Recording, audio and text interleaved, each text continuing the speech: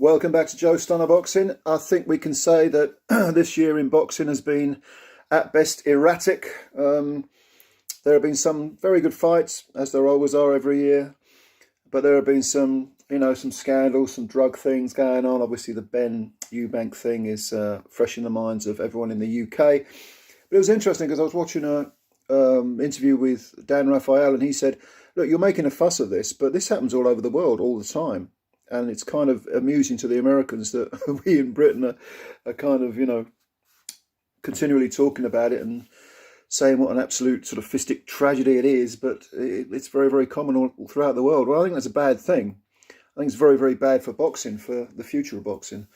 And we all know that boxing is a very dangerous sport. But, to throw PEDs into the mix is only going to end in one way, and that one way will be in tears, if not tragedy. So I think the men's game has, well, I feel kind of somber looking back on 2020. We're coming to the end of it now. But contrast that with the women's game, because the women's game has gone from strength to strength. You had that incredible fight between Katie Taylor and Amanda Serrano. Fantastic event in Madison Square Garden. More recently, you had the all-female card. Clarissa Shields unanimously outpointing Savannah Marshall. You had a very controversial, in my opinion anyway, decision for Alicia Baumgardner against Michaela Mayer. But, two great fighters, great fight. I thought Mayer won it, but hey, some didn't. But the point is that women's boxing is on the ascendancy, and has any leading female fighter failed a PED test? I can't think of one. Tell me if I'm wrong. And on Saturday, we have another terrific matchup between Jessica McCaskill and Chantelle Cameron. And this is for the Undisputed light welterweight, or if you prefer, super lightweight title. Undisputed. I say Undisputed, a couple of the belts are vacant. WBA and WBO are vacant. The IBF and the WBC already belong to Cameron. So who's going to win? Well, Cameron is undefeated. She's 16-0, 8 KOs. McCaskill, 12 wins, 5 KOs and 2 defeats. Both those defeats were on points. But you've got to bear in mind that the quality of opposition that McCaskill has faced, I'll come to Cameron in a minute, but McCaskill has faced some very, very good fighters. And in only her 7th fight, she fought Katie Taylor and lost a unanimous decision, but it wasn't entirely one-way traffic. I mean, Katie won. I know some people who think McCaskill won that fight. I watched it back recently, maybe a week ago or so. I thought Katie won it, but I thought she kind of, what's the equivalent of old woman, I suppose, Jessica out of it. I just thought she was.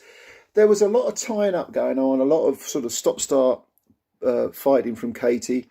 She kind of contained Jessica's aggression and kind of outfought as well as outfought her and just pinched her around, do you know what I mean? But I can understand why a lot of people feel that McCaskill didn't get her just desserts in that fight, because, she was very aggressive and she's a hard-hitting girl.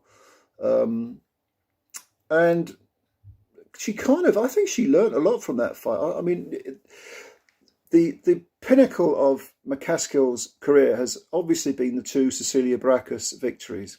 Brækhus was previously undefeated in 36 fights, very much an established women's champion and classed as one of the greats. But knocking on a little bit, Brækhus. I think how old is she now? Late 30s now, maybe even 40. And McCaskill, by the way, at the moment, as I'm making this video, is 38. She'll be 38 when she fights Cameron. And that's knocking on a bit, although she is a young 38, it must be said. But when she fought Brækhus and beat her twice, and the second time she beat her, very wide. I mean, I watched that fight, and I think I gave Brækhus maybe 1 or 2 rounds. I'm doing this on memory, but I know that it was a lot wider than the first fight. Brækhus, the first Brækhus fight was a majority decision win for Jessica.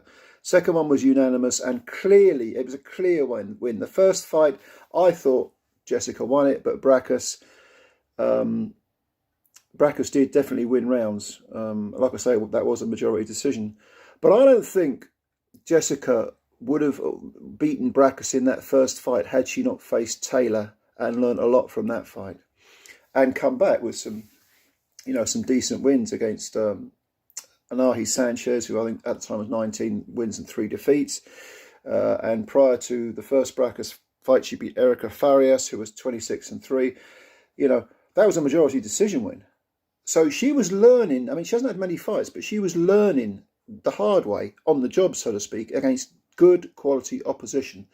And the quality of the opposition that Jessica McCaskill's resume is stuffed with is high. It's high quality fighters. Now, if you contrast this with the undefeated Chantelle Cameron, 16 wins, 8 knockouts, and there's no doubt that she's been a couple of several decent women. Probably her best win is against Mary McGee, which was wider than I thought it would be. I thought that would be a really competitive fight. In fact, that was back in 2021, and in fact, Chantelle, I think I had 97, 93. I'm pretty certain I had 97, 93. It was a unanimous decision, and I think there was a 99, 91 in there and a 98, 92 or something. So it was wide, and I thought Mary was going to give her a much tougher fight than she did. She followed that win. Chantelle followed that win with Victoria Bustos, unanimous decision. Bustos was 23 wins and 6 defeats at the time. And she picked up. No, she defended the IBF and WBC titles in that fight. Mary McGee fight was a unification, I think, where she actually unified the WBC and the IBF fight titles. Let me think now. I can't remember who she won it against. I know Chantelle won the WBC title. That was her first belt. And I can't remember who it was against offhand. I'll have to look that up. But she has been on this run of successful defences and has unified 2 of the belts. The other 2 belts are vacant, so this is an undisputed title fight. Now, I've always rated Chantelle Cameron. I've always thought she's a very good fighter. Having left Shane McGuigan, she hooks up with... his name escapes me for a moment. What's his name? Moore. Is it Moore? Fuck's his name? I can't remember. It'll come to me in a moment. I can't remember the name of the... Jamie Moore. That's of course it is. She hooked up with him and has carried on having good success. But I don't think the quality opposition can match Jessica McCaskill's. But having said that, I think Chantelle Cameron is what I would call the cleaner. She is a cleaner boxer. That is to say, her work is more textbook, slicker, good hand speed. I think when you consider the aggression, the craftiness, the ring IQ of Jessica McCaskill, I think McCaskill will try and draw Cameron into a fight. And I've got a feeling that Cameron, although she is naturally the bigger woman, McCaskill could probably still make lightweight. I think she's admitted that. But even though she's the bigger woman, I think Cameron would be better off sticking to her boxing and not get involved in a scrap with McCaskill, because I think that would greatly favour Jessica McCaskill. And unlike Katie Taylor, who is very cool under pressure, can be very aggressive in the ring, but never loses her temper, never lets her ego get the better of her, I think Cameron is going to want to at some point have a scrap with McCaskill. When they've met, press conferences, they have not gotten on. Cameron refused to shake McCaskill's hand. The whole thing was a little bit, handbags, a little bit playground. But I think when she gets in it, she wants to hurt her. And that may play into McCaskill's plan. I see this fight as a very, very difficult fight to predict. But I am going to go with my initial gut reaction, which is that although this is going to be a very close fight and McCaskill will have to be on her A game and work extremely hard to outwork Cameron, who is the better, slicker, textbook boxer, I think McCaskill can pinch enough rounds to win a very, very close decision, split decision, majority decision, something along those lines. I just think she is a little bit more experienced, very crafty. She can be aggressive. She hits kind of hard, and I think although Chantelle Cameron should be sticking to her boxing when those moments arise, she'll probably want to have a row and get stuck in, and I think that will open the door for McCaskill to pinch rounds. Yeah, I could be wrong. My predictions are not great. I openly admit this. Recently, this year, I've probably got more wrong than right, but there have been years when I've got a lot more right than wrong, but this ain't one of them. Yeah, so I just feel McCaskill's going to edge it. Anyway, leave your comments below. Let me know what you think. What's your prediction for the fight? Yeah, I just want to hear your views. As always, thanks for watching this video. I always appreciate your time. If you could hit the like button, if you could hit the subscribe button if you're new, that would be fantastic. We passed 1,000 subscribers very recently. Let's keep it growing, keep it growing, keep it growing. So subscribe, hit the like button, leave your comments below. I will answer them. I always try to answer everyone.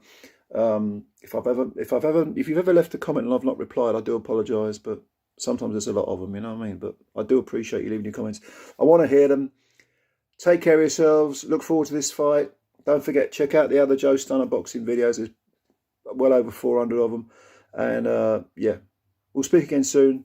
Take care and bye for now.